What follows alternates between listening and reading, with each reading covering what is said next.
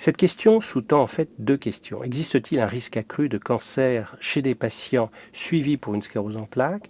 Et la deuxième question qui vient tout naturellement lors de la consultation, existe-t-il un risque de cancer accru lié aux nouveaux traitements qui sont proposés aux patients?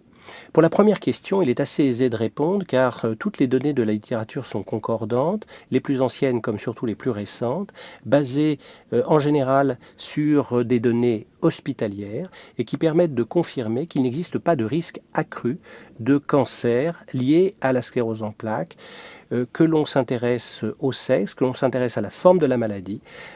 Ceci est naturellement tout à fait rassurant et nous avons confirmé cela dans des études en population générale, c'est-à-dire avec moins de biais méthodologiques, pour lequel nous avons retrouvé en Auvergne 8% de cancer chez nos patients atteints de sclérose en plaques, ce qui est comparable aux 10% que l'on observe dans la population française. 10% des Français ont un cancer. Nous assistons actuellement à une augmentation du nombre de cancers dépistés en France et c'est donc une question naturelle qui vient à l'occasion de la consultation et on peut être rassuré pour les patients.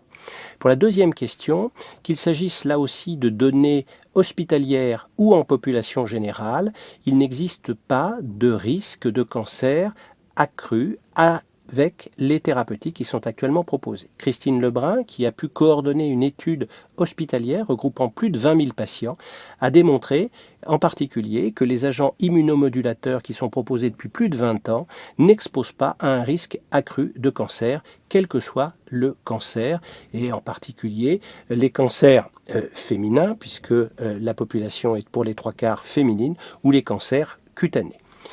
Pour les agents immunosuppresseurs actuels, nous n'avons pas autant de recul, mais toutes les études de cohorte de suivi en vie réelle ne démontrent pas, là encore, de risque accru de cancer. Il nous faudra encore quelques années pour le confirmer totalement, mais ceci est là aussi rassurant. La conclusion est qu'il n'existe pas de risque accru de cancer chez des patients atteints de sclérose en plaques, qu'ils soient traités ou non traités.